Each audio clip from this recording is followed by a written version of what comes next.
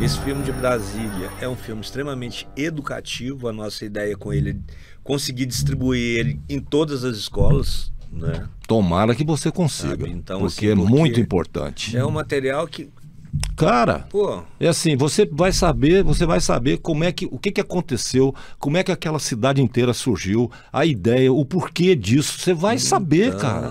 Essa informação é fundamental. E é gostoso demais. Eu e a Carla, a gente estava entrevistando um dos engenheiros, né, que está vivo ainda, lá em Brasília. E ele falou assim, tem muita coisa aqui que o povo não sabe. O povo não sabe por que a W3 não tem tesourinha. Eu falei, uai, como assim não tem tesourinha? Ele falou, uai, a W3 era para ser igual às outras, ter as tesourinhas de retorno, e não tem. Eu falei, mas por quê? Ele falou, ih, rapaz, aí eu vou te contar, a história é canseira. Não, é engraçada demais. Um filho tinha o Israel Pinheiro, que era o coronel lá, acho que era o coronel, né, Carla? Nova Cap, né? Nova Cap. É, mas era militar. Esse termo, eu morei em Brasília em 1976, né? E trabalhei na TV Globo lá. A estação era embaixo da torre. Da torre ali. Então lá você tinha, pra você ver, naquela época, você sabe o que eu tô falando, naquela época os comerciais chegavam em fitas de cinema. Você tinha um operador de telecine, entendeu? 2 telecines e os caras trocando filme, tira um, põe outro, tira um, põe outro. Naquela época lá, em 1976, Brasília era outra cidade, entendeu? Não, você vê, tanto que a nossa história é nova, entendeu? Por 76, olha isso aí. Pois é. Né? Cara. E aí um filho do amigo do Israel Pinheiro, lá de cidade mineira. Qual? Você lembra? Não, né? Uma cidade, não sei se é Abaeté, uma coisa assim. O pai dele falou, meu filho, mas você aqui de braço cruzado, nosso amigo Israel Pinheiro foi prefeito aqui, tá lá em Brasília, junto com o Juscelino, construindo uma cidade, ser formado. Vai lá, pede um emprego pra ele. E aí ele falou, tá certo, eu vou lá pedir um emprego. Chegou lá, aquela fila de gente, aquele povo lá esperando. E ele esperou, falou, seu Israel, sou filho do fulano lá de Abaeté. Ô, rapaz, como é que você tá? Ele era meio surdo. E ele falou assim, você é formado em quê? Ele falou, eu sou contador. O cara entendeu. Apontador? Não, você é apontador? Não, já pega e fala com fulano ali, ó. Tá empregado aí, arruma aí. Aí disse que quando ele subiu no caminhão, com aquele tanto de gente, o cara jogou um teodolito. Nossa. No colo dele, ele disse que a marca ele lembra até hoje, Berger, né? Aí ele virou pro cara e falou, rapaz, eu não conheço esse negócio não. O cara falou, isso é facinho demais, você botou ele no chão aqui, ó. Abriu as perninhas dele, ligou ele aqui, ó, fez a mirinha, tirou a tampa aqui, fez a mira, metragem, você pode mandar o trator que vem. Aí disse que foi desse modelo. Quando o assistente do Lúcio Costa chegou pro Lúcio Costa e falou, Lúcio, pelo amor de Deus, você tem que ver um negócio. Ele falou, o que foi? Os caras abriram aquela avenida lá, ó, de ponta a ponta, não tem um retorno. Diz que o Lúcio Costa chegou lá, ficou doido.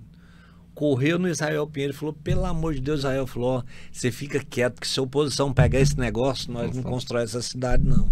O Lúcio Costa pegou um avião, foi pro Rio de Janeiro, chegou, contou pro Juscelino, o Juscelino falou a mesma coisa, ainda virou pra ele e falou, qual a capital que não tem uma reta?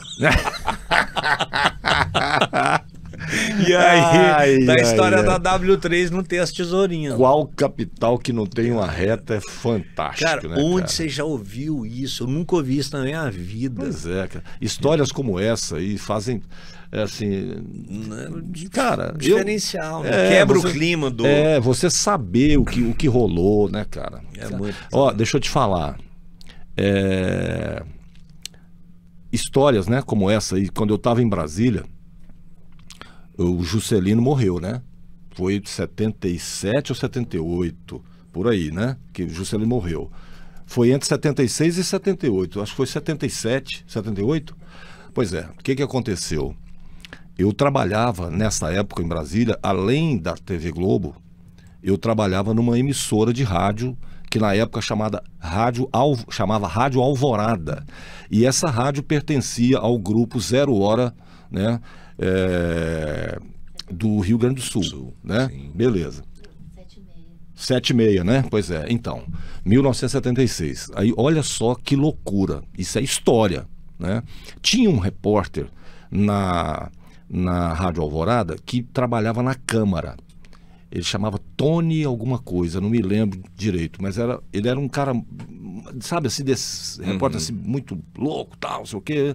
E eu lá trabalhando já na área da comunicação, não no jornalismo. E eu não sei por que eles me disseram, ó, vai com o Tony para vocês fazerem as matérias do sepultamento do Juscelino. Na W3 Sul, para você ter uma ideia, o caixão do Juscelino passava pela cabeça das pessoas, assim, é um negócio muito louco. Deve ter foto disso. E aí, olha o que aconteceu lá no cemitério. Eu fiquei posicionado, quase assim, eu fiquei com uma...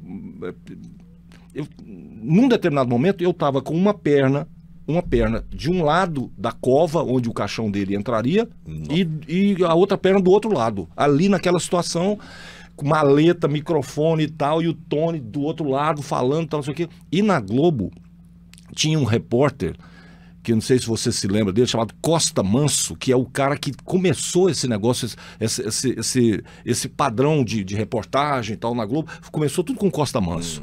Ele era lá, ele era de Brasília. Cara, sabe aqueles torrões que você... de local onde tem muita terra, né, e tal, que é o caso do cemitério? Eu tomei umas 8 ou 9 pedradas nas costas, porque eu tava fechando o ângulo de todo mundo que estava filmando.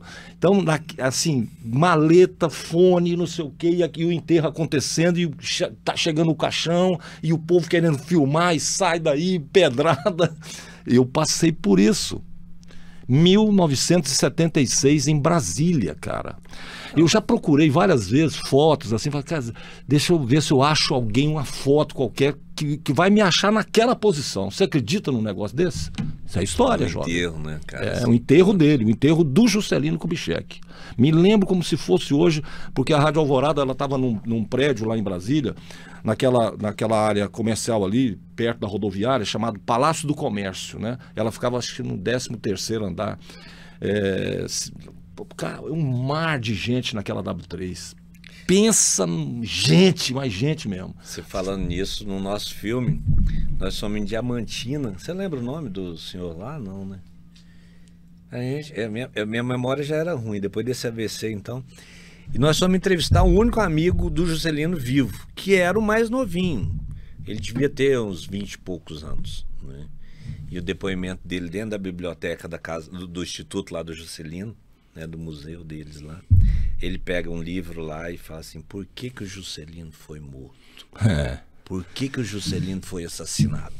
E aí, nosso documentário para por aí, nesse sentido, para não entrar num outro detalhe que seria outra coisa. Não que não seja interessante saber disso, né? Claro, e tem uma baita relevância. Baita relevância. Mas, assim, não era o nosso propósito. A gente estava ali com a construção de Brasília, né? Porque o Hélio, eu filmei o Hélio durante 7 anos. Eu tenho outro filme que é Memórias de Arquivo, sobre Goiânia, contando as histórias dele. Mas vou fazer um parênteses aqui e voltar um pouco. Eu estava fazendo um documentário sobre arte déco e falaram para mim, ó, vai em Campinas, que tem um fotógrafo lá que sabe muita coisa de arte déco e fotografou Goiânia a vida inteira. Aí, nesse esquema da produção, o carro da produção já chegou, a produtora já chegou. Quando eu desci lá, a cadeira já estava pronta, a luz pronta, a câmera montada, era só botar o senhor e falar assim, ação, né? E aí, coloquei ele sentado na cadeira. Falei, pois é, seu Hélio, então vamos falar do Art Deco. Ele falou assim, você é mal educado. Eu falei, sério? Por quê? Ele falou, não, primeiro você chegou aqui, você nem me falou comigo direito, você sabe quem eu sou? Eu falei, sei, o fotógrafo que fez as fotos do Art Deco. Ele falou, não, você não sabe nada da minha vida. A gente não chega na casa dos outros dessa forma, desse jeito. Aí eu falei, o senhor tá certo, o senhor me desculpa, e eu quero saber um pouco do senhor. Então, aquela sensação ruim, né? Nossa. Dei um tempo na equipe lá, entrei com ele subiu uma escadinha, aí abriu uma portinha lá em cima, Aí tava uma estante com as prateleiras, aquelas pastinhas da escola antiga, né? Aquelas amarela, azul, né? Aí tinha lá MB, JK, Pedro Ludovico. Aí eu falei, ah, o senhor fotografou. MB é o Mauro Borges, né? Trabalhei, fiz uma campanha dele. Ele falou, eu trabalhei com ele muito tempo. Eu falei, JK, aqui é algum conhecido do senhor aí que o senhor filmou e tal? Nunca passou pela minha cabeça. Que era Juscelino Kubitschek. Que era Juscelino Kubitschek. Cara, eu sempre fui muito fã da história do Kubitschek. Ele falou, não, isso aí é o Juscelino Kubitschek. Eu filmei, eu fotografei a campanha dele pro Senado, por Goiás. Eu fotografei, eu era fotógrafo do Pedro Ludovico. Quando as terras de Brasília, onde é Brasília, as fazendas foram doadas, eu que acompanhei o Juscelino na primeira visita. Eu fui o primeiro a fotografar ele descendo lá em Brasília. Eu falei, só tá de brincadeira comigo. Ele falou, não, tô falando sério, esse negócio de arte deco eu não entendo nada. Eu fiz umas fotinhas, eu nem sabia o que era isso. Rapaz, da janela desse quartinho lá em cima, que era um sobrado, é ainda a casa dele, eu falei com a equipe que a gente não ia mais filmar. E fiquei lá. Eu saí de lá 8 horas da noite. Saí de lá, sentei com a Lígia, que era minha companheira de trabalho na época, e fizemos um projeto sobre o Hélio, foi aprovado, né? E fizemos o Memória de Arquivos. HO Memórias de Arquivo. E já pensando nessa história de Brasília, 7 anos depois a gente consegue aprovar o Brasília, a História da História. Você falou aí da campanha do Juscelino como senador por Goiás, né? Meu pai tinha uma foto de uma chegada do Juscelino, não sei aonde, ou de um comício que ele ia participar, e que o Juscelino estava no pescoço, no ombro dele. Ah, já vi essa foto demais. Pois é, entendeu? E aí eu não sei quem ficou com essa foto na família e tal. Mas olha só. Tem ela lá, ué. Que doideira. Ele tem. E assim, a relação, ele comendo com Juscelino, aquela coisa, era uma coisa tão próxima, né, bicho? Assim, hoje em dia você vê essa distância que o ser humano tem um do outro, né? Isso, você pergunta para um sujeito, vamos botar um jovem aí de 20 anos, escuta, você sabe alguma coisa sobre Juscelino Kubitschek? Não, já ouvi falar. Cara, é triste, né? É muito triste, porque povo que não tem história, não tem nada.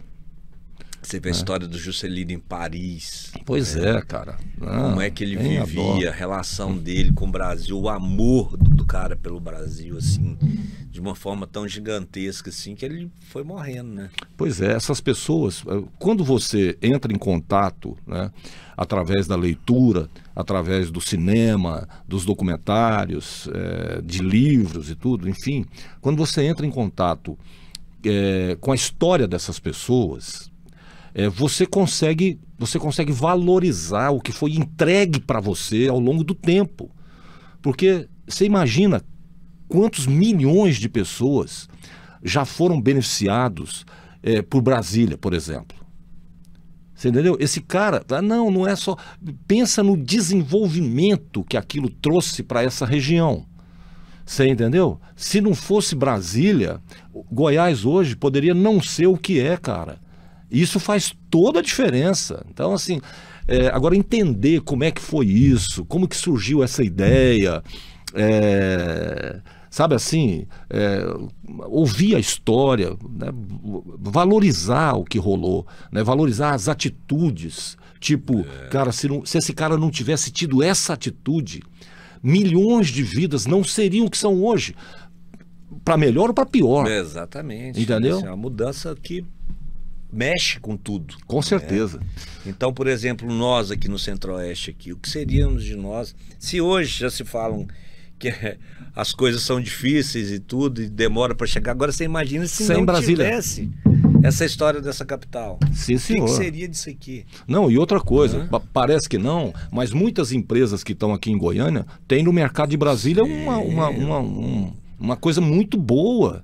Entendeu? Porque Brasília está aqui a 1 hora e meia, sei lá, 2 horas, né? Você indo direitinho, 80 por hora, então 2 horas você está em Brasília, você vai e volta no mesmo dia sem nenhum problema. Tem muita gente que faz isso, né? E daqui a pouco você vai ter uma ligação aí, sei lá, um trem-bala, não sei o que e tal, que aí vai ficar mais simples ainda. E é a tendência, existe um estudo que mostra que esse corredor aqui, daqui a pouco você não vai estar habitado, completamente habitado. Então, graças a Brasília. Ah, tem coisas ruins? Claro que tem. Né? Lógico. Isso é óbvio. Né? Tem muita coisa ruim, tem, mas olha, as boas suplantam as ruins, entendeu?